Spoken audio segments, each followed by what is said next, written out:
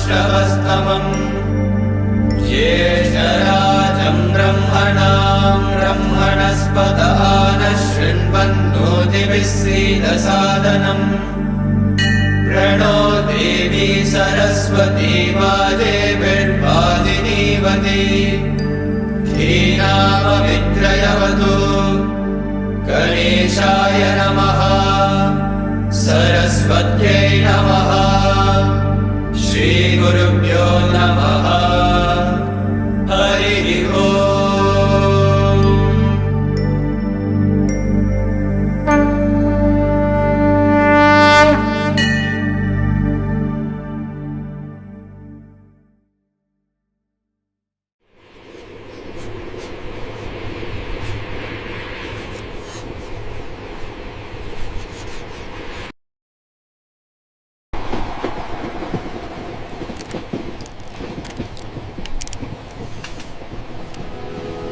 अंतर ज्योत जलाओ Sai.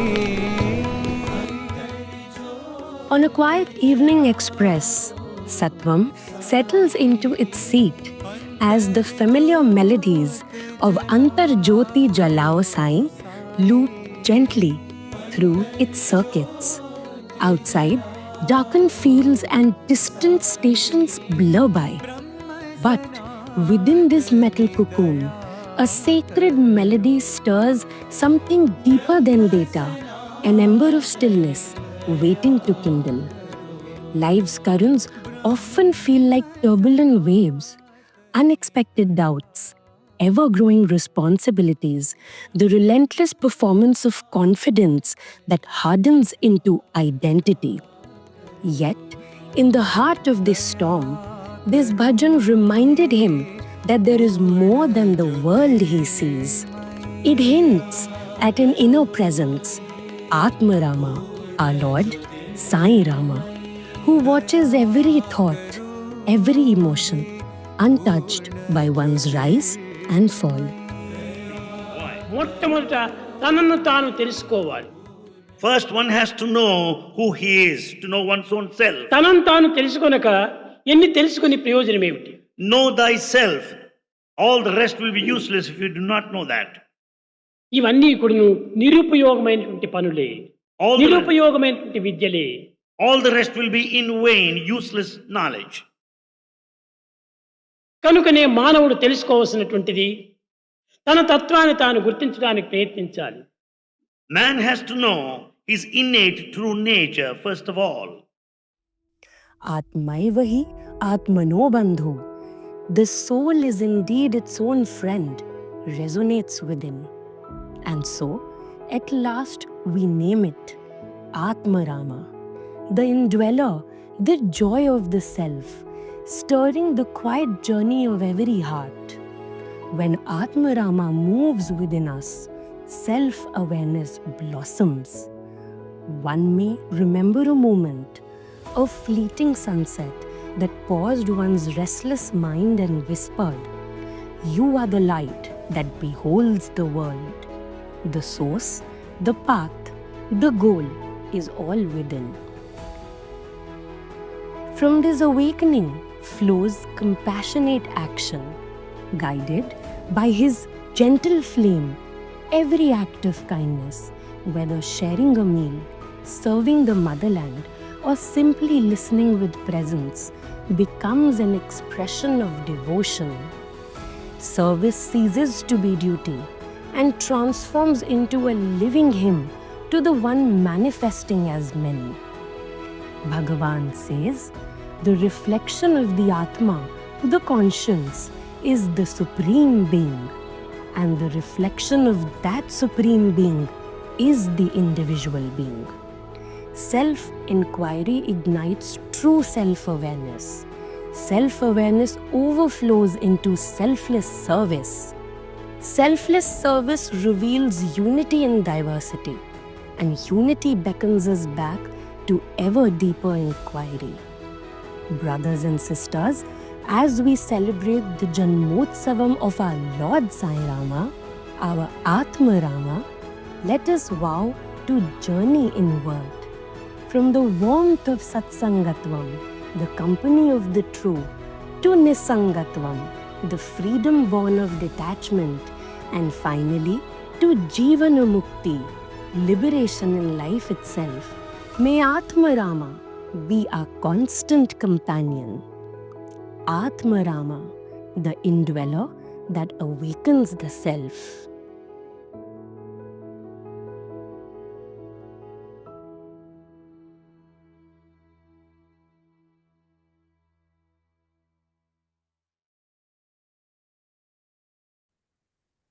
Om Sri Sairam. With love and respect, I offer my humble salutations at the divine lotus feet of our beloved Bhagwan, Sri Sathya Sai Baba. I'm Isha Sehgal from Delhi NCR, a proud participant of the Sri Sathya Sai National Leadership Program for Self-Transformation 2025. It is with immense joy that I welcome each one of you to the 10th episode of our Satsang series, Satsangatve Nissangatvam. भगवान बाबा कहते हैं, अपने कर्मों पर अपनी अंतरात्मा का शासन करो। अंतरात्मा के विरुद्ध कार्य करना अहित है। अंतरात्मा के अनुसार कार्य करना धर्म है। Let conscience rule your action. Acting in violation of the conscience is evil. Action according to the conscience is righteous. Dear brothers and sisters, in today's satsang, we have amidst us a leader, a professional, a devotee of the Lord who has let his Atmarama, Lord Sairama, lead him in his journey of dedicatedly serving his motherland. His indweller, his Atmarama, has been his guide in stirring his ways through the course of his profession and his life, leading him to become a worthy and reliable instrument in the Grand Sai mission.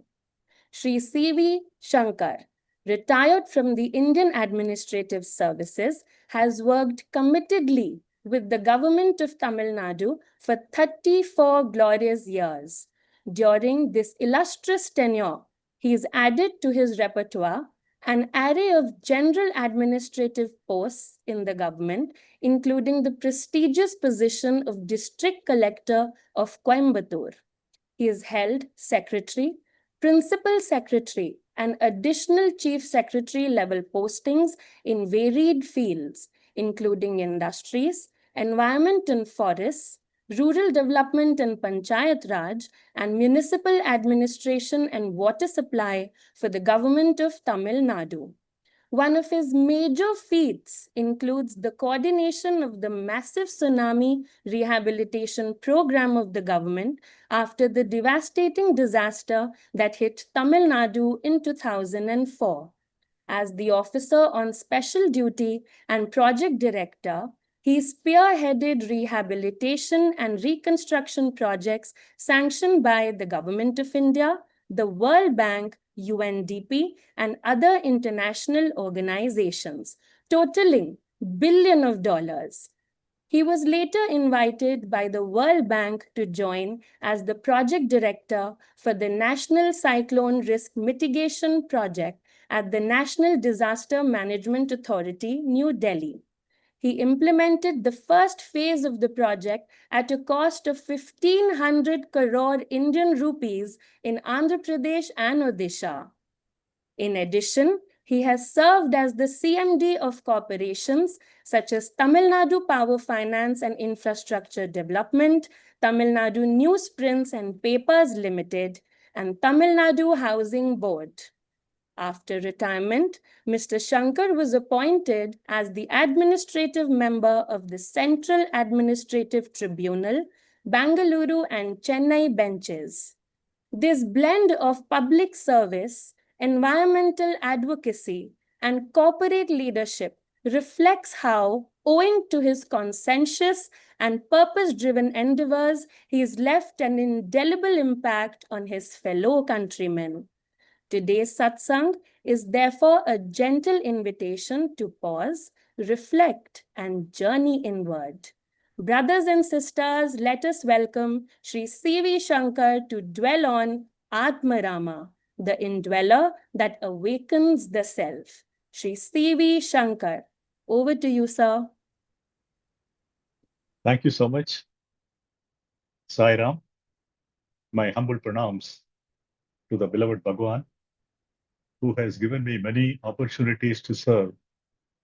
And I deem it a privilege that I am part of the Satsang today on a wonderful topic, Atmarama, the indweller that awakens the self. I have very fond memories of our beloved Bhagwan over the years, but it did not start like that in the beginning. While I was a student studying in college and before that, we used to hear about our beloved Bhagwan. In fact, we used to hear some sneers and some kind of vague comments made by people who were not aware that Bhagwan Baba is just like a magician, like many people. In fact, I remember reading in the newspapers in those days, one P.C. Shorkar, who was one of the magicians. He was supposed to have met our beloved Bhagwan, and when Swami materialized something, this chap is supposed to have materialized something else. I did not believe that story, but then that was the kind of understanding that was in the popular imagination among the people who were not aware of our beloved Bhagwan at that time. We used to have a movie theater by name Satyam complex in Chennai. And whenever we used to go for a movie there, I used to find the huge portrait of our beloved Bhagwan on as soon as you enter the theater. We used to ask our friends as to what the connection the theater had with our beloved Bhagwan. People used to say that the Raja of Venkatagiri is a great devotee of our Bhagwan. And that is why he named the 4 theaters Satyam, Sivam, Sundaram, and Santam. So a small fire started burning in my mind, a spark, if you can put it like that. I used to feel that, okay, Swami has done something. Swami is leading many people to better lives. So obviously there is something more to it than what is popularly known in the magazines and all that at that time. My first job was with the State Bank, the group as a probationary officer. Then I left and joined the Indian Railways. Thereafter, I joined the IAS. Indian Administrative Service, as you all are aware, is one of the most prestigious services in the country. And normally about 100,000 people write the exam, 10,000 people cross the interview stage, cross the main exam and attend the interview, and about 1,000 people are selected finally. Among the 1,000, only about 100 make it to the Indian Administrative Service. This service encompasses lots of activities. We start in the villages. I started my career as sub-collector at a place called Pollachi in Tamil Nadu. And then we move up the ladder. I was project director, District Rural Development Agency. Then, as was mentioned, I was the district collector of Coimbatore. I joined in the year 1992. Just before joining as the district collector, I was the general manager of the milk cooperative in Tamil Nadu by name Avil. Sri Rajiv Gandhi, our then Prime Minister, was assassinated in Tamil Nadu in May 1991.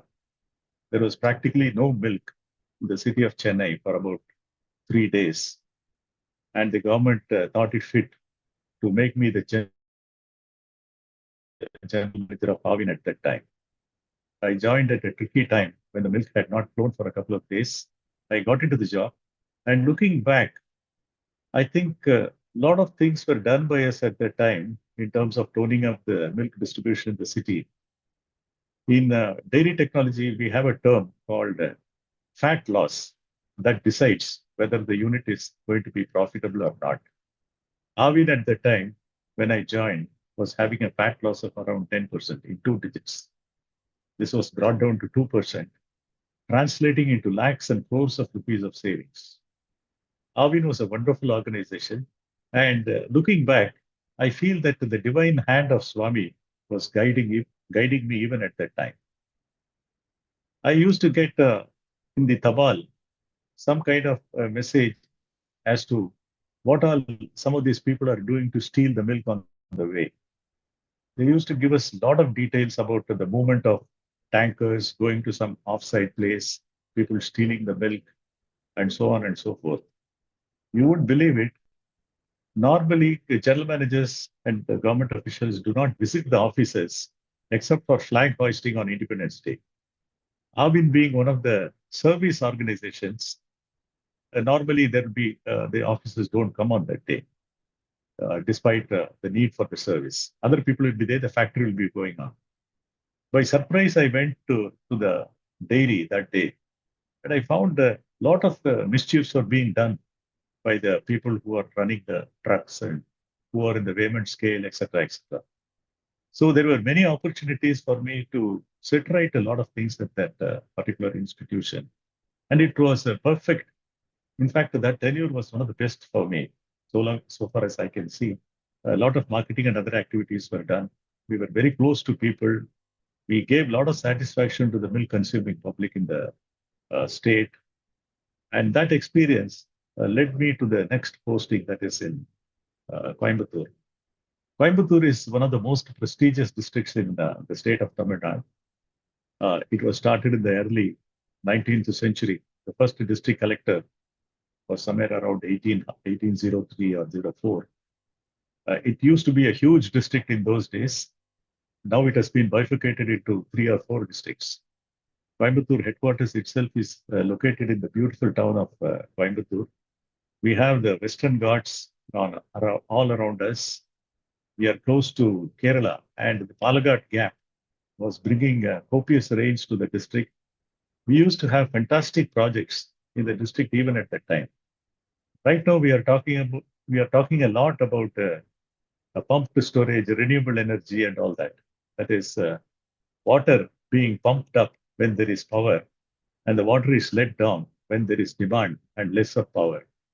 We used to have a pumped storage scheme in a place called Kadambare, which was built in the early 60s. And we used to have a fantastic project by name Paramikulam Mariyar project. I hope that some of the listeners and the people around would take the trouble of visiting these places.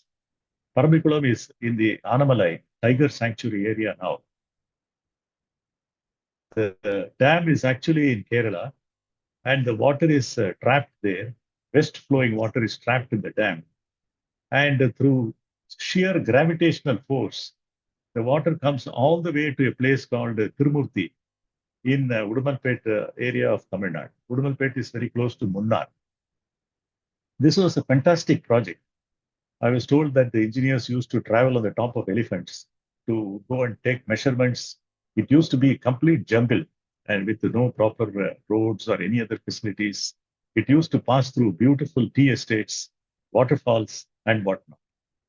The place is the Paramikulam area is the place where the Britishers started tea cultivation for the first time. Very organized tea cultivation was started. Today, if you visit the Paramikulam sanctuary and the nearby places, hundreds and hundreds of birds you can see. Very exotic birds of the Western Ghats you can see. So the kind of projects that Coimbatore had, no other district had in Tamil Nadu. People used to say that the person who is posted as a district collector in Coimbatore is really a lucky person, because the district was huge. Even at that time, in the 1992, when I joined, it used to have 35 lakh population. And it used to be very industrially forward-looking even at that time. We used to have lots of spinning mills. Tirupur was trying to grow at that time and started a lot of projects there. It has become the knitwear capital of India. Last year, I think their exports were hovering around 40,000 crore or something. So a large number of dams, beautiful places. The people were very, very, very hardworking and very sincere. I remember 6:30, if we want to go on an inspection to some place, the people would be ready and they'll just jump and come. Very active people. even now a very dynamic place, and a lot of software and other developments are taking place there. And Coimbatore, I felt, was actually a boon given by Swami to me. I was there for more than 2.5 years, and we did a wonderful program for adult literacy. This was started actually in Kerala, that adult literacy program. And as soon as I came, we got the sanction of the government of India to go ahead with the program. About 500,000 people who had never been to school, who were illiterate, we took them under our wings and gave them literacy under that program. A lot of volunteers were there, and all these people were helping us to reach to the nook and corner of the district to provide this service to the people. I used to visit many of their habitations in the night. And because of the collector's visit, many of these houses which were not without power, they were getting power. Roads which were not accessible, they were getting roads. Places where water supply had not come, we were able to manage to give water supply. So indirectly, through this literacy program, we were able to give many services, the services which the government had not been able to do till that time to those areas. Very, very deprived places. You can imagine areas where the illiterate people are living must be one of the poorest places in the area, and they will be not having enough clout to get the government machinery to do many things. But because of the literacy program, I was able to reach out to every nook and corner of the district. And two more instances I would like to relate. This is just to show how Bhagwan was behind me in terms of our sincerity. We were approaching everything with sincerity, but sometimes the things can go out of control, and you will be left holding the baby. And it's very easy in our government system to pinpoint the trouble on somebody, to find a scapegoat and remove him from the scene as soon as the first sign of trouble comes. We had there was a railway track between Coimbatore North and Coimbatore main stations, and about 1,500 families were staying in there. The railway administration had been trying for a long time to get them out of that place, because they wanted to have doubling of track, they wanted to improve the infrastructure. But unfortunately, these people were staying in the government railway land, and the numbers over a period had grown to more than 1,000. Earlier, there was a pond, huge water holding area in Coimbatore city, where again about 800 to 1,000 people had put up their houses, etc. So since I was deeply involved in the Arivoli Iyakam, we called it the literacy program, we called it Arivoli Iyakam. Since I was deeply involved in that program, and we had a lot of connection with the people at the grassroots level, our volunteers were there. So we revised a program to build new places called Arivoli Nagars, literacy Nagars, where we wanted to bring these people who were in that tank as well as on the railway track. So we did a lot of meticulous planning. Nowadays, we are talking about Dharavi resettlement and resettlement programs in many places. I would not really blame the people who are occupying illegally or encroaching upon government land, because the government agencies and others, including politicians, they allow them to have all the facilities in those areas. People just wink at them and allow them to continue there for a long time. They would have established themselves so well there. So to remove them just like that would be a Himalayan task. What we did was to talk with them. We did everything in our power to give them a new place of residence. We identified government lands nearby. We gave each one of them about 3 cents of land. 1 cent is about 1/100th of an acre. So 3 cents of land. We gave them funds from the slum clearance board to build their houses. We gave them water supply. We gave them roads. We gave them Anganwadi centers. We gave them ration cards, ration shops. And for 3 or 4 days at the time when their houses were being removed, they were under our care in terms of food, medicines, and all that. And we took care to ensure that no mishap took place in any of these 2 locations. The campaign was very successfully done. And we got all these about about 1,000 people from the tank, about 1,500 families from the railway track, and we placed them in the Aribali Nagars. This was a very, very successful experiment. Looking back, I was thinking that is it possible for us to do such things just like that? Was it because of our handiwork or our reputation or whatever? I feel that it was the divine hand of Swami that was protecting me all this time. In any instance of such transform, people are getting out of the place, you can imagine all kinds of issues can come up. Some small temple might be destroyed, or some kid or some small child may be affected, something falling on somebody, some old man not able to come up, some problem with that. All kinds of issues can come up.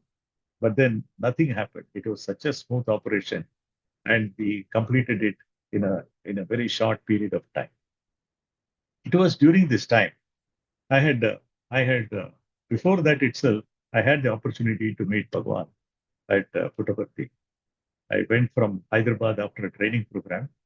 Bhagwan gave me an interview in the first instance itself, and he was talking about me. He was telling me many things, and he blessed me at that time itself. After becoming the district collector at Coimbatore, I had the opportunity of meeting our beloved Bhagwan at Kodaikanal. So, in of Swami, Swami was so kind, full of kindness. He took us where he was having dinner with other people. He allowed us to sit there, and he patted my back, telling me, eat properly and all that.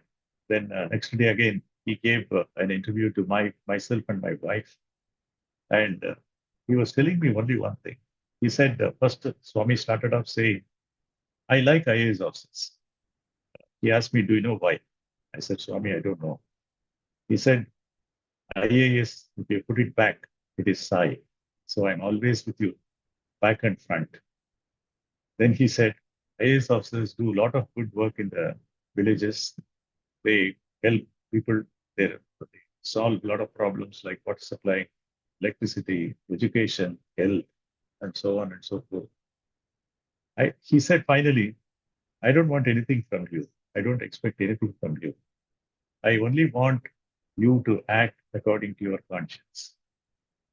He said this twice. He said that conscience, according to your conscience, you should work.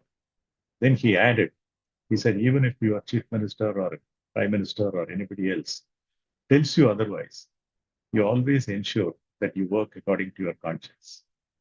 At that time, I was only a district level official with no connection with the chief minister or prime minister or any other higher dignitaries.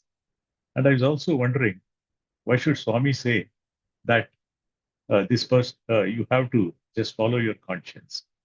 Swami went on and added, he said, you may face difficulties because you're following your conscience very strictly. But then Swami will always be there with you. You need not worry. This was an eye-opener for me. That I was feeling at that time that Swami was actually taking charge of my life. The topic of today's talk, Indweller, Awakening the Self. I could see that Swami was transforming himself into my soul. And he was telling me something very, very deep. So I being immature and young in those days, I was not fully aware about the import of what Swami had said at that time. So within 6 months of Swami's telling me this, there was a very funny incident, very freak incident that happened in our district. There used to be a sandalwood smuggler in and around Tamil Nadu who was terrorizing the two states of Karnataka and Tamil Nadu. This fellow took it upon himself to abduct 3 people at that time. In December 1994, he abducted one deputy superintendent of police, one head constable, and a school teacher from a forest in Coimbatore district and took them deep inside the forest. This is normally a police issue. A sandalwood smuggler kidnapping somebody, it's a clear criminal activity. But the first message we got from him through an audio tape, he sent it through a tribal to my residence. And when we played the tape, that sandalwood smuggler was saying that I am sending the tape to you as the district collector. I have no faith in the police machinery. So if you are going to hand over this issue to the police, then you are responsible for the lives of the 3 people whom I have abducted. He made a very serious threat.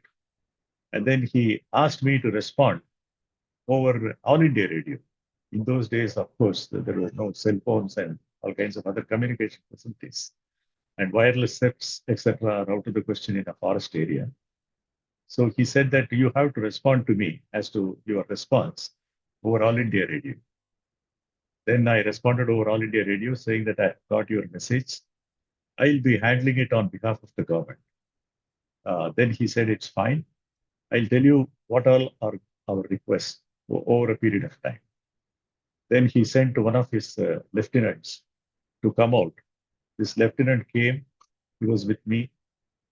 He wanted to visit some forest areas and some areas in Karnataka where some of the gang members were held in captivity. He wanted to talk to them.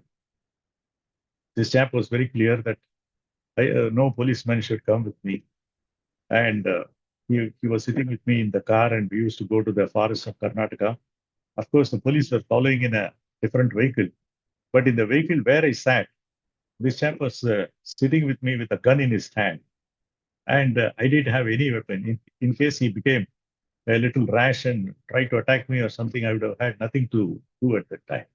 But then nothing happened like that. We went and this fellow was sent back safely. After some time, the sandalwood smuggler sent his own brother. He was in our custody for some time. And then he sent an atrocious list of demands, asking for 1,000 crores, a movie be made in his on his life. He being given permission to shoot elephants at the will. He should be given arms, ammunition, and whatnot. It read like a silly list of demands, but that fellow was very seriously talking about it. And in one of the instances, he started threatening, saying that you are also trying to act in cohorts with the police. You will see what all it's possible for me to do, etc., etc. Fortunately, by the time the special task force of the police was able to intervene.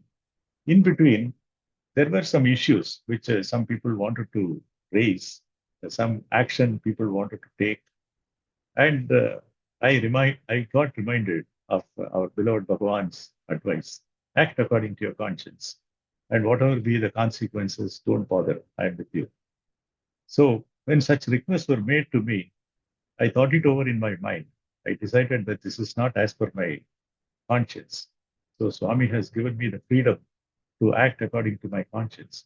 I'm not going to listen to whatever the suggestions are coming. So I put my foot down. I told all the people concerned that I will act according to my conscience and I will face the consequences. So by the time the negotiations were going back and forth, he wanted actually to surrender in the presence of the Honorable President of India. That fellow was so clueless on what the formalities, etc. are. He thought that whatever demand he makes, just because he's holding some 3 people in captivity, anything can be demanded of the government. He and the ST of the Special Task Force, by the time they have gone in and he just ran away, leaving these 3 captive people. They came out unscathed, not a scratch on their bodies. I was thanking our beloved Bhagavan for guiding me throughout this period. It was a month. 1 month we were handling this issue. It was so tricky. A lot of people were waiting for some kind of faltering in our approach. It would have been very easy for everybody to just blame the district collector. They will say that, yeah, this fellow didn't know. He was very naive and foolish. So he just acted according to conscience, he says, and let go of some opportunities. And what a foolish chap he was, etc., etc. I would have been really facing a lot of difficulties had anything happened to any of those 3 people. But then, believe me, they just came out unscathed. And actually, there was a movie made on that. And the popular Malayalam actor Mammootty played my role. In fact, people were saying it is just a miracle that this thing has happened. This fellow is such a ruthless person who doesn't care for anybody's life. He had killed hundreds of people. He had killed hundreds of wild animals, including elephants and all that. He would have had no sympathy for these people. And it is just a miracle that they came out. So I was laughing to myself. I said, he may be so and so, he may be such this person, but I have, you know what I have behind me. The beloved Bhagavan was there, his force was there, his compassion was there, and he was protecting me like a banyan from the top. And that incident ended up so nicely for me. It was actually captured in international media also at that time. And I held my head proud because I had listened to the beloved teachings of our Bhagavan. So this instance, it happened very early in my career. So I want to emphasize one thing here.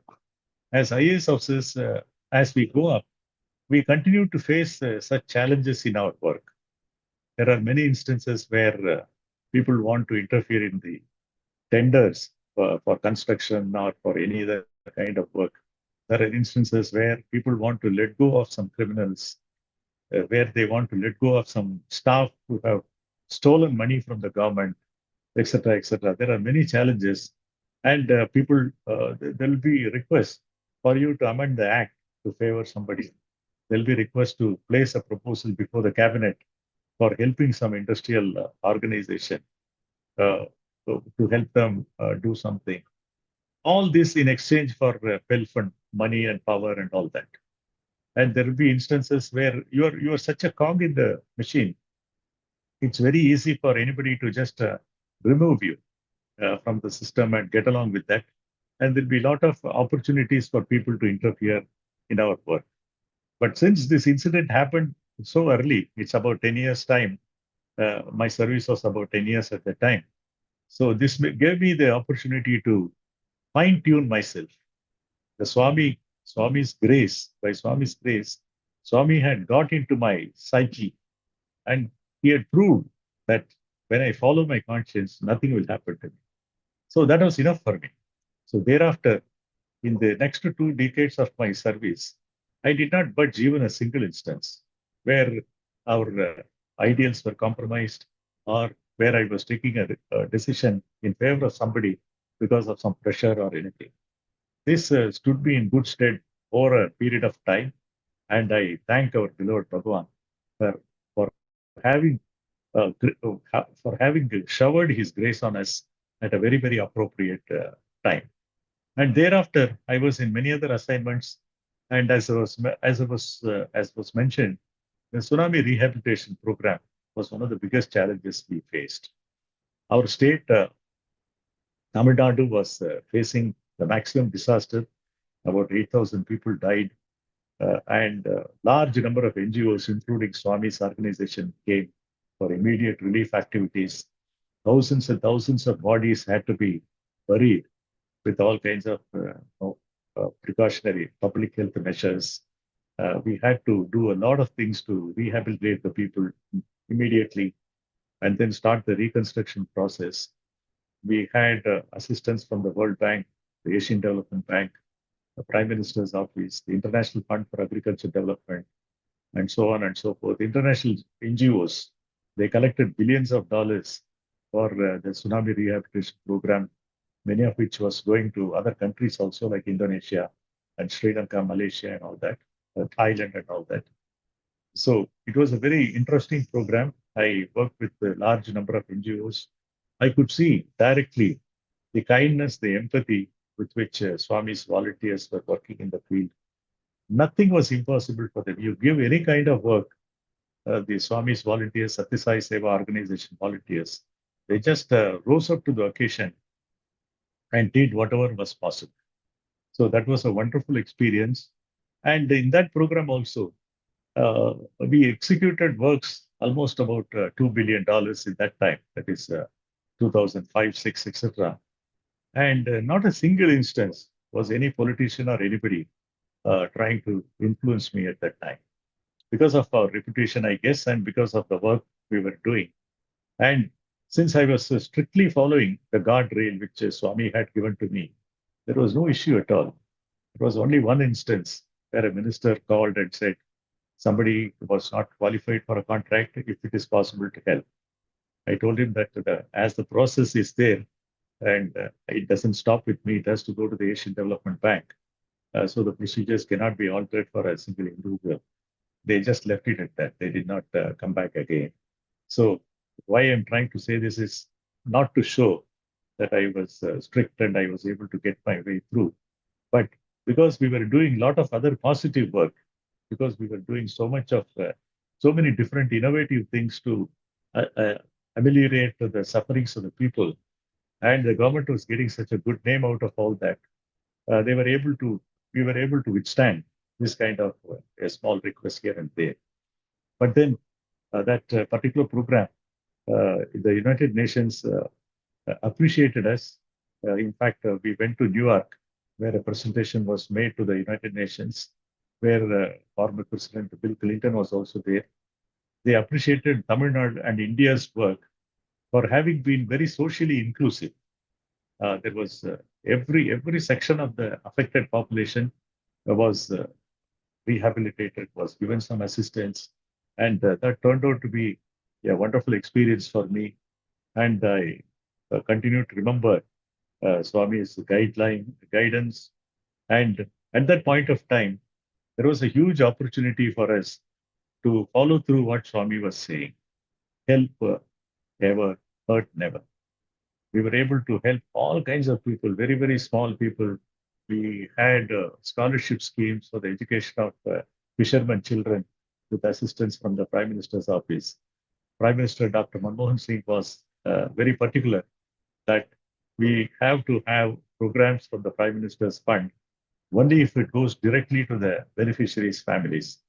He did not want to spend money on any infrastructure like a road or anything else, any building or something like that. He said all these are indirect benefits. We need to have only this kind of assistance to the people directly, the families directly. I gave the Prime Minister's office 25 schemes, and out of which they selected about 13 or 14. We spent around 800 to 900 crore in that. And the Prime Minister's office people came on inspection, and they were so happy with the level of implementation and sincerity with which we were doing. And they patted us on our back and said that this is one of the best rehabilitation and reconstruction programs we have seen. I think at the end of the day, Swami's grace was there to protect us and made us perform the way we could perform to the extent possible. So I have been blessed by Swami's advice. Swami has guided us. So while going through Swami's messages, I felt that what he was trying to tell us through these 2-3 simple messages, simple but very deep messages. Of course, at the end of the day, all the Swami's teachings lead us towards the transformation of the self. Swami teaches us how to be selfless in the first instance. I was reading a book. I've been reading about many leadership styles and many leaders, including what happened during the Second World War and many other issues. I find that one of the most important characteristics of a leader is to have the empathy for the others, that the person should be selfless. This is what exactly Swami tells us. He says, help ever, hurt never, love all and serve all. Love all is very easy for a person at my level. In fact, excepting for some exceptions, it will be very easy for a government official to attend to what Swami is saying. Help ever, hurt never. With the huge paraphernalia of the government, it is possible for us to help all of it. But it is not possible for us not to hurt people who are indulging in crime or who are indulging in some mischief, therapy and all that. So it is necessary for us to take some tough measures. I used to counterpose Swami's direction, hurt never, with what Swami told me. Act according to your conscience. Never bother about the consequences, I'll be with you. So I used to modify my approach, and I used to think that sometimes it is necessary to teach a lesson to somebody who has done mischief. Otherwise, administration cannot be run efficiently. It is people's money. It's not my personal money. So I need to have a proper accounting of it. I need to ensure that the money is spent well. So to that extent, I modified Swami's guidance to me.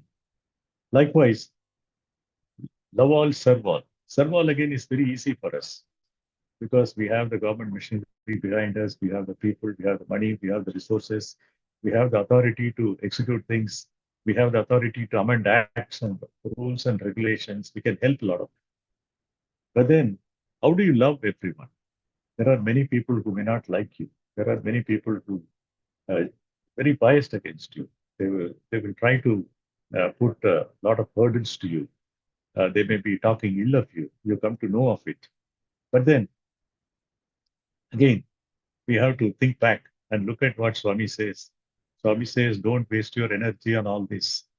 Don't waste your time talking about all kinds of people who are not in your favor. Don't waste your time. Don't waste your energy. And when this kind of things keep ringing in your mind also, over a period of time, it also becomes more and more balanced. It also becomes more and more understanding. So when we have selfless service as our objective, then Swami guides our path so perfectly that it is very easy for us to deliver on many things which are considered to be miracles. I have seen that happen time and again in my career when even for large or major issues, nothing happened to us because we were following Swami's guidance, we were following our conscience, we were trying to help as many people as possible, and we were trying to serve as many people as possible. I remember in those days in Tamil newspapers and all that, every day there used to be some small photograph of a small child or somebody where they will say that so and so is suffering from such incurable disease. The cost of it's not available in government hospitals, the treatment. The cost of treatment in so and so hospital is so many lakhs of rupees, so many thousands of rupees. Kindly assist. I used to wonder, what is my 500 rupees or 800 rupees or 1000 rupees going to help? They are saying that the cost is about 50,000, 2 lakhs, etc.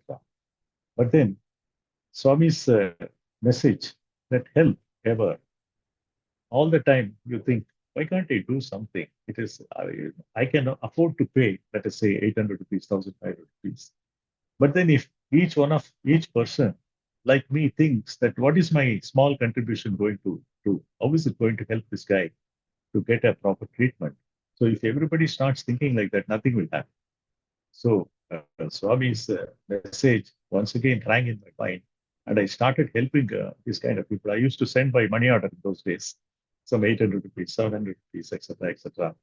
And after some time, we used to get some letters from the families of the beneficiaries saying that thanks to people like you, we were able to do that operation and the child is okay now. Child is walking, she is fine, etc., etc. It used to bring tears to my eyes because small things like this, if everybody does, and if everybody can join together in these kind of efforts, what kind of change we can bring about? That is what I have seen in Swami's institutions, whether it is education or health. Education, nobody needs to pay anything in our Swami's education facilities. Thousands and thousands of children have gone through Swami's institutions. That super specialty hospital at Puttaparthi and Whitefield, how many lakhs of people are being served by these institutions? And the kind of free treatment that is being given, it is possible. And during our interview with Swami, Swami made one more point. He said, some people think that I do give more importance to IAS officers, judges, and so on. There is a reason behind it. Swami said that when I'm able to transform you and you are able to become a better citizen, through you, lots of other people will get motivated because lots of thousands of people are working with you. And a lot of people are looking at your job. A lot of people are looking at your actions.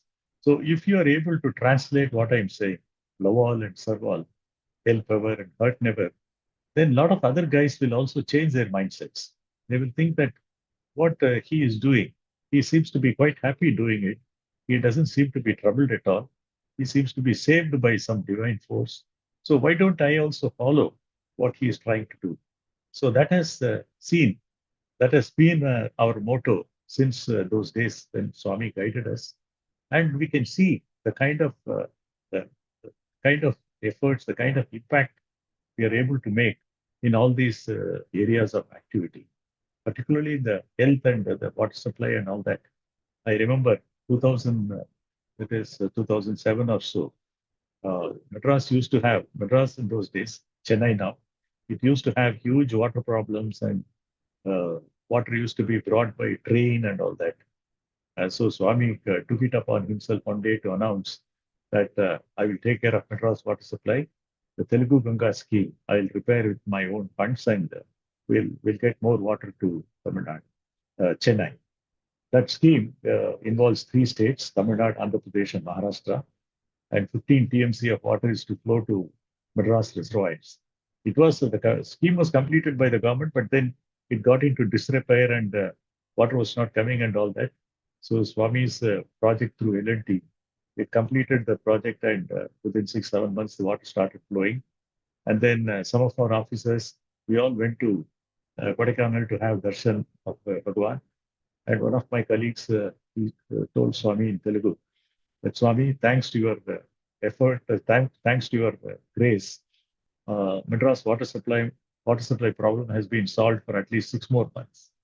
Swami said in Chase Telugu, it is not for 6 months. The water supply problem to Chennai has gone forever. So after that, about 17, 18 years I've been watching. We have not faced that kind of water shortage for the last almost 2 decades now. In fact, what is happening is a huge surplus of water which we are not smart enough to hold. We are having a lot of floods and so on and so forth.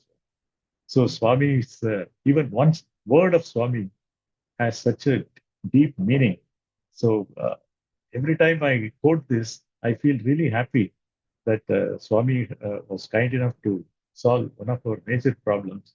My only regret is over this period of time, we were not able to go to Swami and get his grace for a super specialty hospital like has been done in Puttaparthi and Whitefield. It would have been a wonderful addition to our city, and it would have given a lot of good service to thousands and thousands of people.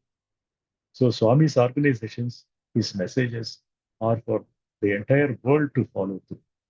The discipline in Swami's organizations, the discipline it entails, like even today, when I visited Puttaparthi last time, if the event has to start at 8 o'clock, it starts at 8 o'clock, bang on time, you can set your watch.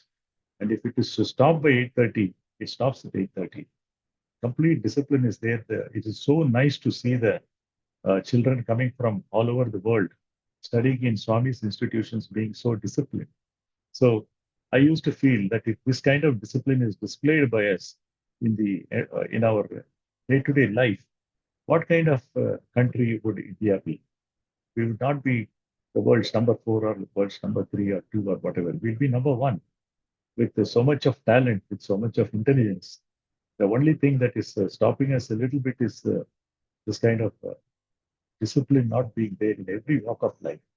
If every person does his duty without worrying for the results, without being supervised, without any cutting corners, without inefficiency, with total devotion and discipline, then we will be one of the topmost countries in the world. Swami has given me so many opportunities like this, and this opportunity, what I am seeing today, is one of them.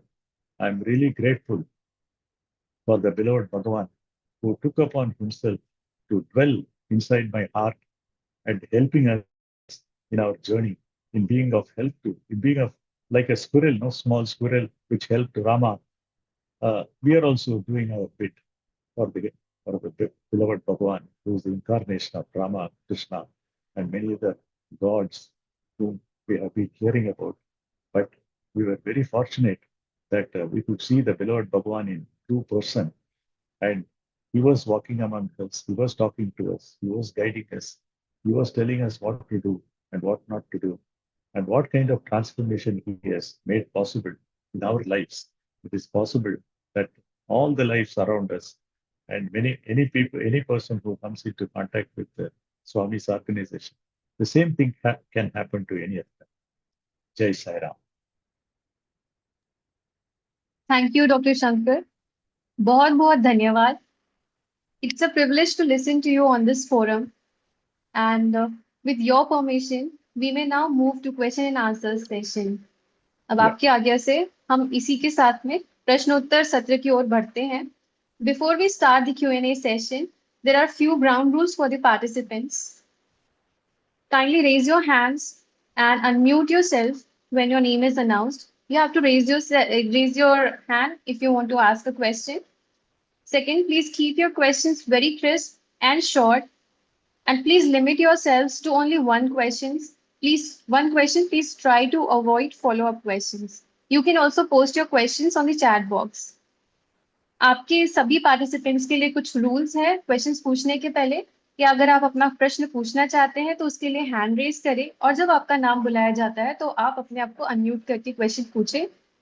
कृपया कोशिश करें कि आपके questions छोटे हो और follow up questions ना हो और एक बार में एक ही प्रश्न पूछें. We may now begin with questions. First, we will go with Sister Sai Varenya. You may please unmute yourself. Sairam sir, am I audible? Yes, Yeah. you are audible. Sir, when I googled about you, I saw a photograph of you with a fellow IAS officer, Mr. Suresh, bird watching. So my question is, what inspired you to take up bird watching so seriously after your career in civil service, and how has it influenced your perspective on conservation and public service? As I was mentioning to you, during our district days, I was telling you about the Parambikulam Ariyar project. So, Parambikulam, that forest area, had hundreds and hundreds of birds. And my interest in birds started after he joined the service. Dr. Salim Ali came to Mussoorie at that time, and I have an autographed book from him. So, I started looking at birds. I started identifying birds. It's one of the most, what can I say, most interesting pastimes one can have. Even in our house, we can see so many birds going around and all that. The chirping of birds and the mere presence of birds tells us a very important thing, that the environment around you is good. So when you look at all that is happening in terms of environmental degradation and all that, you should be very happy whenever you see a bird. Bird is such a wonderful creation. And when you look at it deeply, you will wonder why so much of color has been given by the grace of God to these creatures. They are perfect creatures. The birds tell us a lot. Birds as well as animals, they tell us a lot. Have you ever seen a bird or an animal stuffing itself, overfeeding itself? They take what is necessary, and they have a very strict regimen. Whatever is necessary for their lives, they will do it. They teach us a lot in terms of controlling our desires. They teach us a lot in protecting their area of living, the environment, the surroundings, and the explosion of color which we see in the birds. Can you explain why it is so? We can talk many things about science and all that. Why should a kingfisher have 3 or 4 colors like this? The bright blue, the orange, the beak is a different color, the feathers are a different color, the back of the bird is a different color, and so on and so forth. You wonder at the grace of God every time you look at a bird. So that is why I'm so interested in watching birds and identifying them and looking at them. It gives me a lot of satisfaction that the environment I'm living is still safe. Thank you. Thank you, sir. Brother Arvind from Andhra Pradesh, please unmute yourself. Sairam sir, first of all, I'm very grateful for the discourse which you have given, talk which you have given about your experiences. So my question is, you have repeated, I think, multiple times to follow our conscience, and especially in fast-paced work environments where you have to make decisions on the go, and we have to take decisions logically, and we also have to not be faced by emotions. So how do we know that the decisions which we have taken are through our conscience? How do we separate the decisions which we have taken through conscience and ones which are purely logical or seem rational at the moment? And how do we avoid taking decisions emotionally? Thank you. Yeah. No, you would have seen in Swami's teachings about the 5 Ds. It starts with uh, devotion, discipline, discrimination, determination, etc. One of the important aspects which Swami emphasizes all the time is to discriminate between right and wrong. So when we look at government service, it is a very safe service in one way, I should say, because there is a lot of constitutional protection for us. You cannot be dismissed or sent out of job just like that, just because you have not done something or you have not accepted some demand. They cannot simply throw you out. So that kind of constitutional protection is there. So at every point of time, as you go by, the more and more experience you gain, you also understand what kind of decisions you have to take. So of course, in kind of any kind of project or any kind of bigger kind of execution, you have to plan it properly. You have to ask experts. For example, if you want to put up a power project, then there are many procedures to be followed up. You have to follow the technical details. You have to follow what is the technology to be adopted. What is the cost of it? Who is going to find it? Who is going to fund it? What are the environmental clearances required? What are the other clearances like from Central Electricity Authority and other clearances are required, etc., etc. And what is the procedure for tendering out? How to decide on the tenders? There are so many procedures. There is a lot of experience among the government people also relating to this. We also employ a lot of outside agencies, third-party quality auditors, consultants, engineering and procurement consultants, and so on and so forth. So taking a decision, even when it is very rushed, is not very difficult in my personal opinion, because you know exactly what can be possible, what is possible by the government. For example, there may be some act or law which needs to be amended if you have to do a certain thing. So you have to take expert advice. You have to think it over. You have to discuss with the ministers, the political people also. You have to discuss with, sometimes there will be judicial cases which have said that so-and-so is possible, so-and-so is not possible. We have to consult the legal experts, etc. So after considering all that, it's possible for us to arrive at the best possible decision. And sometimes we also undertake the process of taking public opinion, feedback from the public, whether it is a sensible thing to do. A lot of guys will come back with a lot of suggestions. So it is possible for us to take a right decision. I have never come across a case where we are forced to take a wrong decision because of the urgency. So even if it is very urgent, I was mentioning about the tsunami rehabilitation program. Tsunami kind of disaster is something which you cannot anticipate. You can only build resilient structures and give warnings to people to leave those areas, etc., which we did a lot after the tsunami. But before the tsunami, we were also helpless. We were not, in fact, personally, I was not even aware of the meaning of the term tsunami. So likewise, there are many disasters. What we are seeing in Uttarakhand and all now, there are many things which we should not have done, like expansion of roads or facilities in very fragile mountain areas. It's something we should avoid. So there is a lot of science involved in this.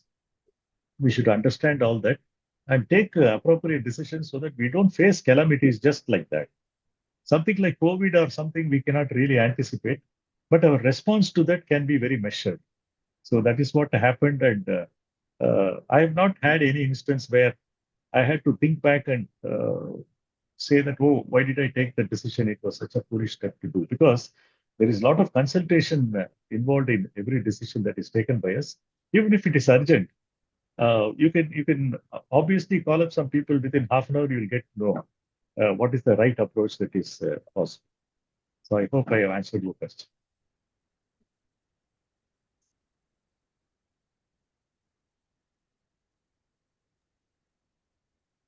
Definitely, sir. Thank you, sir, for the answer. Sister Lakshmi from Kerala, please unmute yourself. Sairam, sir. Am I audible? Yeah. Yes. Sairam, sir. I am from Kerala, so I can relate what you told. Very happy and thankful to you, sir. I have one question. Sir, can you please tell a little more about what Swami told you in the interview about IAS? I'm also an aspirant, so I want to know more about what Swami told about IAS. As I mentioned, Swami was giving a lot of very good stuff about that. The Sai, if you put it backwards, it is IAS and why he likes IAS officers. And in fact, you know that the Sai organization has had many IAS officers who resigned from the service and worked with Swami. And Swami coming from a place like Puttaparthi, which obviously last time when we met the managing trustee, he was saying that there were only 13 houses in Puttaparthi when Swami was there, 1940s and 50s and all that. So you can imagine that what kind of work which government can do. And Swami was very much aware of it. So he wanted more and more of us to join his vision for the transformation of people. So he was very particular that officers like me, they should, you may be personally, you may be not selfish, but then you have to be selfless in terms of helping out people, loving every kind of person. For example, we have come through some exam and we have become a collector and all that. So you should not have a feeling of superiority complex with anyone. You should, any person with whatever problem he has, you have to give them time, you have to understand their problem. So once you are in Swami's fold and Swami's the messages keep ringing in your mind, the Swami in that particular interview, maybe it was this message he gave me because he probably thought I was a little weak in terms of taking a stand against anything. Like some major issue is coming and somebody is telling you, putting pressure on you. Swami understood me well and probably thought that this fellow will probably buckle with under pressure. So he wanted to tell me that your other characteristics are all fine. You want to help people. You have empathy. You are having humility. You don't think too much of yourself. You're not arrogant or anything. But Swami probably thought that was a weakness in me, that putting pressure on me might work and I might do wrong things. So Swami at the right time guided me and told me that act according to your conscience. So basically because Swami must have felt that my conscience is fine, but because of the pressure of circumstances, because of other issues, I might be tempted to do something wrong, which Swami protected me from. This was the biggest lesson I could take from him. Thank you, sir. Thank you, sir. Thank you, sir. Brother M101 from Karnataka, please unmute yourself. Sairam, sir. Sairam. Technical session, sir. So just if you could share few lines or few insights about your tenure as member of Central Administrative Tribunal and how Swami's advices or principles helped you there, sir, while taking the decisions as member of Central Administrative Tribunal, CAT. Yeah, Central Administrative Tribunal is a very important tribunal handling the service matters right from IAS, IPS officers to the last grade government servant in all central government departments. It exposed me to the other side of administration, the legal side. So a large number of advocates appear before you, even Solicitor General, Assistant Solicitor General, and other people come from Delhi and other places. The Advocate General of the state also appears before you.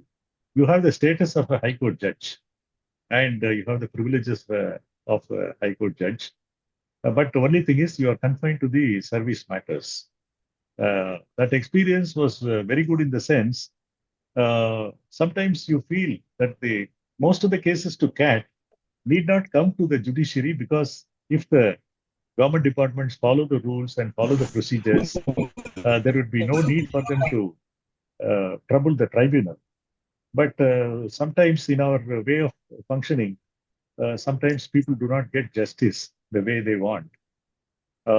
In some cases, like transfers are all, I felt that, even though judicially we interfered and all that, from the being an administrator myself, I was feeling a little hesitant to interfere in such matters when an administrative department has taken a decision. For example, somebody is to be transferred from Bangalore to Belgavi, for example, and that person, because of various reasons, he doesn't want to go there. They will come to us citing many other reasons and some other procedural lapse, and we were forced to give a stay because of the procedural lapses and in the interest of justice. But then, even then, I used to make it very clear to our judicial member also. The bench consists of the judicial and administrative member. I used to tell the judicial member that the advocates will always keep asking all kinds of things. So we have to give a reasonable opportunity to the government department also. So when somebody is coming with a request for stay, we used to take a decision that no, we'll give 1 week or 10 days time, 15 days time for the government department to respond. If they don't respond, then we'll give the stay. So likewise, no, there are many possibilities. We can help people. We can ensure that the law is upheld, and at the same time, we can ensure that it is not misused for some personal and extraneous purposes. It was a very good experience for me. Thank you, sir. Next, Sister F114 from Odisha, Sai Chandana. Please unmute yourself. Sairam, sir. Sir, my question is, you are emphasized on empathy. So sometimes, sir, empathy creates scope to do wrong things by some people if they are okay with not to do right. So whenever you are facing like this situation, so is it okay to continue the empathy for them? That's what I am asking actually. Yeah. Empathy is, of course, it should not lead to you taking a wrong decision. I'll tell you the example, compassionate ground appointments. Like when a government servant dies while he is still in service, there is a procedure called the compassionate appointment procedure, which is given for the children of the government servant who died while in service. There are many rules for that. And there will be very, very justifiable cases. There are also cases where the child would be studying in school or something. So over a period of time, the family is able to manage itself. So there is no need for them for this compassionate appointment. But still, a government appointment being what it is, they will continue to come to us asking that, why don't you give the job? My father died while he was in service. So the government rules very strictly say that it is to take care of the immediate indigent circumstances of the family, that the government servant's family should not be left in the lurch and in the street just because the breadwinner has died. So that compassionate ground appointment is only for that purpose. This cannot be extended beyond a point. If you do that, then there are many other social justice principles like reservation, etc., we cannot follow. So if everybody is going to be taken by way of compassionate appointment basis, then you cannot really get persons who study and work hard to pass exams, who get into service like that. So we have to draw the line. As you rightly said, if you are extending this concept of empathy beyond a proper discretion, then you will be doing injustice to some other person. That is what we used to say. Even during, for example, in some cases, we used to have railway exams and all that. Somebody has found some mistake and all that. They will say that you stay the result. Some 1,000 fellows would have passed that exam. This one person, he will say that in that particular exam, this particular question, the answer which they say is right is not right, it is wrong. I can prove it. I have got that certificate that that particular answer is wrong. So my non-selection is a very wrong thing. So you stay the selection, etc., etc. Then we used to take a call. Okay, you have been wrong. We can take some action to rectify the mistake, but we cannot stay the entire process because some other 999 people are affected. Because of one person, we cannot stay the results. So there are many ways by which we can take a justifiable decision, good decision, but at the same time, we can be empathetic also. Idea is to help that person, but it should not hurt somebody else. So again, go back to Swami. Swami clearly says, no, help ever, hurt never. So you can, in the interest of helping somebody, you cannot hurt somebody else. Thank you, sir. Sairam. Thank you, Sairam. Thank you, sir. We have received a few questions on chat box wherein Sister Isha from Delhi is asking that if you could share an example where listening to your Atmarama led to a decision that initially seemed risky but proved right in the long run. No, I didn't follow the question. Could you please explain? Yes, sir. Sister Isha is asking if you can share an example where listening to your Atmarama, that is your conscience, led to a decision that initially seemed risky but later on proved right in the long run. I'm not able to think anything straight away. In terms of risk, as I was mentioning, you know, that we can't, we don't really take that kind of decisions. Because we have the support of many others, we have the expert advice, we have the judicial pronouncements. So we take our time to take a decision. And our decision, since it is not, it's the final decision, if I can put it like that, because there is always scope for somebody else to modify the decision, etc. I am sorry that I'm not able to give any example where no, I have taken a decision based on our Swami being present inside us and acting according to your conscience, and later feeling that no, that decision was not right. I've not had an opportunity like that. Okay, sir. But we felt that throughout your session, all of your experiences actually summed up to that, where all of your words, all of your decisions where you followed your conscience, all the decisions were proven to be right. So next question. That's what I would say. Yes, sir. Yeah. Yes, sir. Next question. What was your thought process when you handled that sandalwood smuggler, especially when you met him face to face? What gave you the courage to handle being in Tamil Nadu? The participant was able to relate with it a lot. I didn't really come across him because that risk was too much. If we had to take that risk and without police protection and all, if we go, there are two things. One is, of course, police will always be with us. But then seeing the police, that fellow might have killed the three kidnapped people. And that would have ended as a disaster.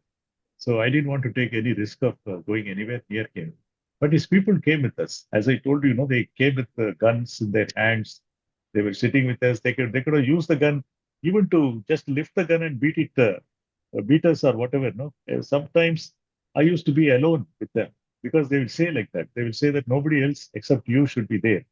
Otherwise, no, we will not go through this proceeding, etc. In the interest of the lives of those three people, we were accepting many things like this at a little bit of personal risk to me. But then I had to weigh the pros and cons of the decision. And I decided that nothing great would happen because the police are anyway nearby. So it is possible for them to rush in case of any mishap or anything. But then the risk factor, of course, is always there in our service. Like so there are some sand mafias and all that. No, you'd have heard about like illicit extraction of sand and minerals and all that. If you go to the spot or if you are taking very strong action against them, it is possible that they might try to attack you. In fact, I remember in one instance, normally if the threat is to you in person, you may not bother. But if it is to your family, then we have to take a conscious decision not to take appropriate protective measures. That's what we used to do. Definitely, sir. Thank you for answering the question, sir. Now we have the last question for today's evening. That is by Divya from Himachal Pradesh. What is the best memory of Swami you are having with you, which makes you smile whenever you recall that memory?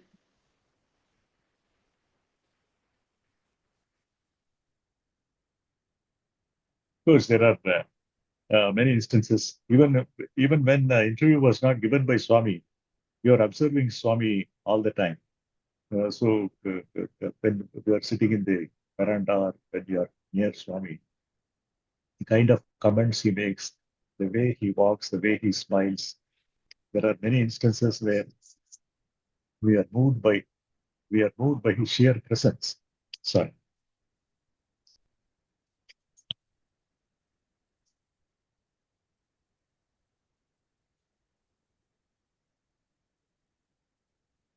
But whenever I think of Swami, I think of one instance. Swami was coming to a devotee's house in Coimbatore. As you mentioned, I was collector there, and my wife was sitting outside with my daughter. So I was sitting inside. So Swami, as soon as he entered, he acknowledged, and when he came to me, he said, "I saw your daughter outside." Then he lifted his hand. So whenever I think of that particular instance, I feel really elated. I feel really privileged. Thank you for sharing this experience, sir. And with this, now we will close the question and answer session. For the participants, who, if anybody of you has any other question, I request to please log into your LMS account and follow Satsangatve Nissangatvam forum and ask your questions there. Thank you, sir. We may now proceed ahead. May I now request our program convener and the state president of Himachal Pradesh, Dr. Yoginder Verma, to speak a few words. Om Sri Sairam. My pranams at the lotus feet of Bhagwan, and love to all of you, and my respect to Sri C.V. Shankarji.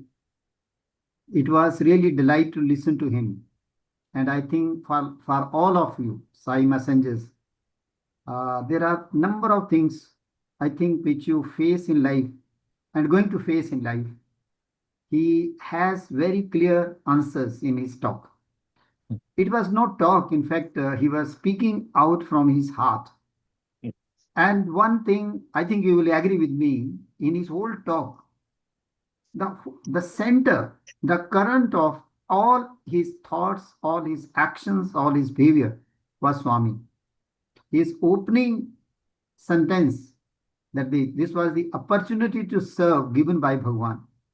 And again, he took this opportunity talking to you as again Bhagwan has inspired him to share his experiences, which can definitely change the course of our life. Friends, very important thing which we can understand, that if Bhagwan is at the center of all our actions, all our thoughts, well, the outcome is serve all. And it was not, if you see ups and downs, the obstacles in life, I liked his words, that it's not, people will like you. You see, and sometimes Swami made a remark that if someone criticizes you, feel important. It means you are doing something. Yes. You are doing something good, because there will be people whose personal interests will be harmed. So one very useful insight which all of us must carry: don't waste your energy lamenting on these people. They are not good, that's that, bad. No, forget about it. You should have that, Bhagwan has given all of us talents. Yes, and he says that is the greatest gift I give to you. And this gift I give to you for serving. And that what Shankarji took like that. That this is opportunity to serve. I think let's keep these words in our mind. And the confidence will come to you when you have a faith. You can imagine that a person sitting by your side with a gun, and you don't have any instrument with you. But yes, you have a faith in God. And you are once you have a faith in God, your thoughts are stable, and the prudence comes to you, wisdom comes to you. You are confident, you are courageous. You can tackle the situation only when you are cool. So his experiences of life, and particularly, you see, the whole focus, what he learned from Swami, and one thing I liked, that you see, he mentioned that when he interacted with the Swami, that was later, but he realized that Swami was already there working. Yes. So, my dear young messengers, Swami is already working with you. He is working on you. He is working on all of us. If we have this faith in mind, and as a IAS officer, now I was a professor, so for professor, not many problems. But as a vice chancellor, I faced many problems. That sometimes minister saying that you accommodate that, do that, do that. Now, in that situation, how do you really tackle? And your questions were really very pinpointed, and he answered in such a manner that you see, what you have to do is you are not to please people, you have to please God, and you can please Him by following the values. And as 4 F's. I remember once Swami said 5 F's. So, but in the literature, what I found, it is only 4 F. That follow the master. Of course, Swami says follow your conscience, but follow the master. That you follow God and face the devil, whatever is the situation. Now that you will get that courage, you will get that wisdom, you can face. And then Swami says, fight till end. Don't leave it, perseverance. And then finish the game. So you will be victorious. So when Swami, in one personal interview, when I was sitting there, he told one person, one young man, follow 5 F. Now this gentleman was not knowing, and he came out and told me, sir, what are these 5 F? I told that I know about the 4, I don't know about 5. But then once I was reading book of Indulal Shah, I.V. and he, and there he mentioned that Swami had talked about 5 F's, and the first F is faith in God. So make God as the center of your all actions, all thoughts, and I'm sure that faith will come. Then you will develop that faith, and other 4 F's becomes easier. So very humble. He mentioned that as a squirrel he has done, but you see how much he has done. And from where the inspiration comes. Bhagavan has himself been a role model. So his inspiration came from Bhagavan's projects. How big projects he has done in such a noble and in a humble manner. So I think the manner Shankarji has put the things in a very short time. And one very important thing, I think all of you may be feeling that you didn't get the opportunity to have interaction with Swami one-to-one, or talk to him or listen to him. One important thing which you must keep in mind, he mentioned that, it's not personal interaction, which was perhaps more rememberable. But when he moves around, and today even he moves around, when we watch some clips, or we have some problems, we have some questions, we get that question when Swami is walking, taking some person's letter, seeing towards someone else, talking somewhere else, and many answers you get simultaneously. So many insights. So my friends, I think you will have this recording. Listen again. And be a squirrel, like he said that what I have done is very little. What has been done good, that is by Swami. So you will get many of such opportunities, and have a faith like Shankarji. And I think we'll have more interaction in future. Thank you very much, sir. And I'm also very happy, and I congratulate and give my good wishes to the organizing team, that the way they arrange it, they manage everything so well. I think the future of India is very bright, and the Sai mission definitely yes. So thank you very much, and I'm thankful to Dr. Gopi. I know he's running a slightly difficult time. It is nothing difficult, sir. You Swami is there. So everything will be fine. So with these words, I once again thank Shankarji and all of you. Please contemplate after this session is over. Thank you very much. Thank you. Thank you, Sairam. Thank you so much, sir, for so wonderfully underscoring all the messages in today's session and for your valuable words. May I now request our program convener, Dr. Gopi Krishna Piditala, sir, to speak a few words. Sairam, everybody. Sairam. Thank you very much, Shankar sir, for coming on board and enlightening, with one beautiful short message that listen to your conscience. So, in fact, I have very fond memories of these words being heard from Swami again and again and again and again. So it is a kind of a repetition for me and remembrance also to me with a great memory. Having born in a family of civil servants on either side of my mother's, my father's brothers, and everybody within my own family, my brothers, all being civil servants. Uh, I've had many, many, many good interactions with Swami. Especially when you had mentioned IAS and Sai, I must have heard at least about 15, 20 times Swami telling, he loves saying that every time. I don't know why he loves it, but he means it also very much. Yeah. One important factor that, in fact, I was a kid, in fact, much younger than all these kids who are here. I think I was in my 18 years old or 19 years old at the time. I asked this stupid question, Swami, I always get this negative things, usko marna hai, that fellow is doing this, I need to beat that fellow up. I used to be that kind of a guy at that time. Then I asked Swami, Swami, how do I control myself? And my mind is like a monkey mind, it keeps running. Swami then said, follow your conscience, and your conscience will teach you what to do. And this is what he said, and the entire Atmarama concept that we are talking about today is that.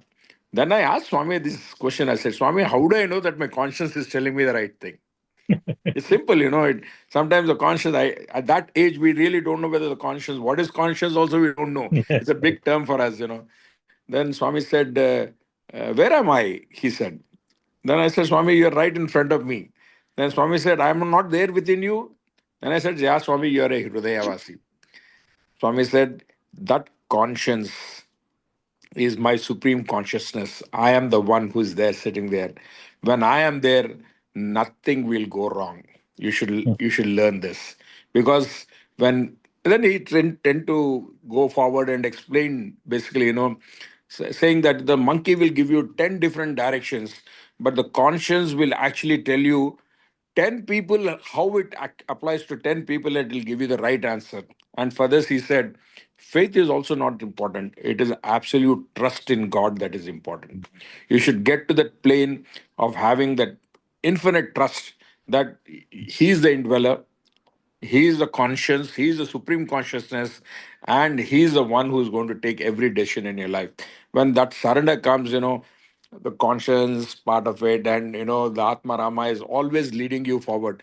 I think, Shankar sir, I think, you and Kalpana madam, it's been a short, interaction with you in Puttaparthi, but the connection was so beautiful that, both of you are doing such wonderful work. In fact, madam is also doing, in fact, we should have had a Jugalbandi today. Mr. and Mrs. Shankar Satsang we should have had actually. Maybe we'll invite her shortly. But I think it's very Yugal Bande would have been very good. yeah, Jugal Bandi Renata. Yugal But Bande. we'll have an opportunity to talk to her also. But this entire topic today of Atmarama, and I thank you, Sattvam team, for coming up with that word Atmarama. If we listen to our conscience, I'm telling you, we will never go wrong in our life. We will never ever go wrong in life.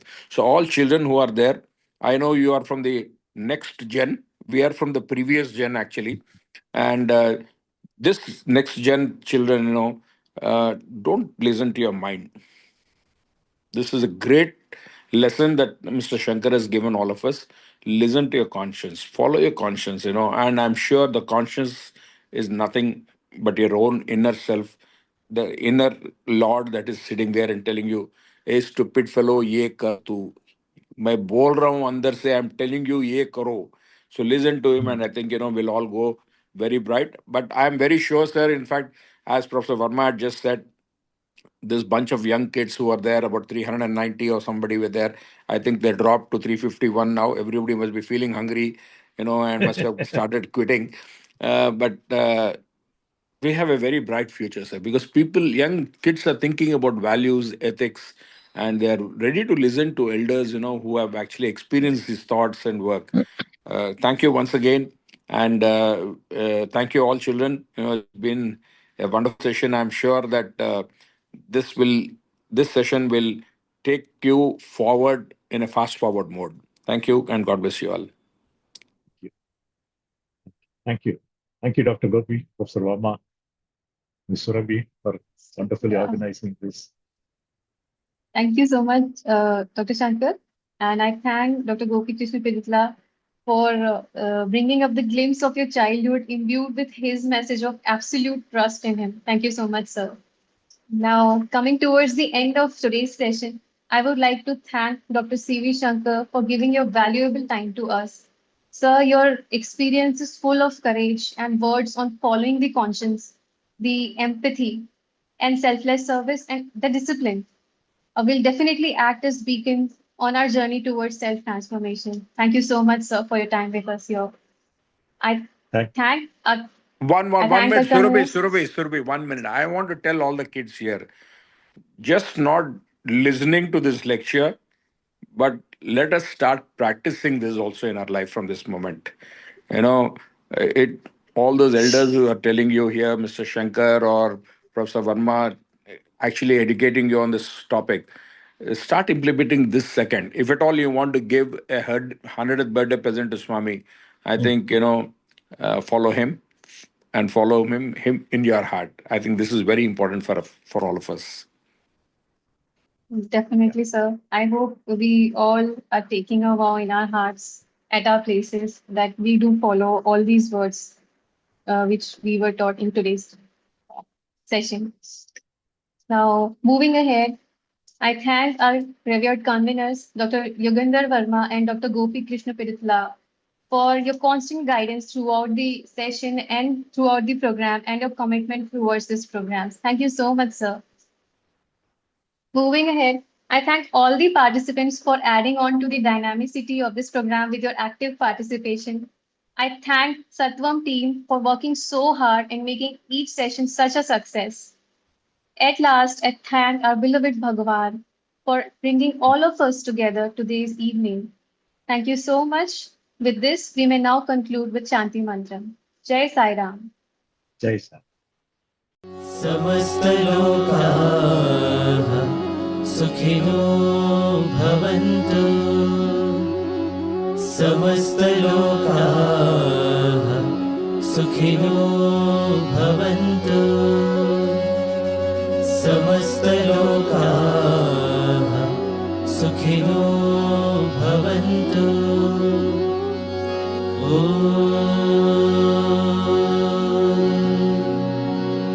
शांति शांति शांति। जय बोलो भगवान श्री सत्य साई बाबा जी की जय।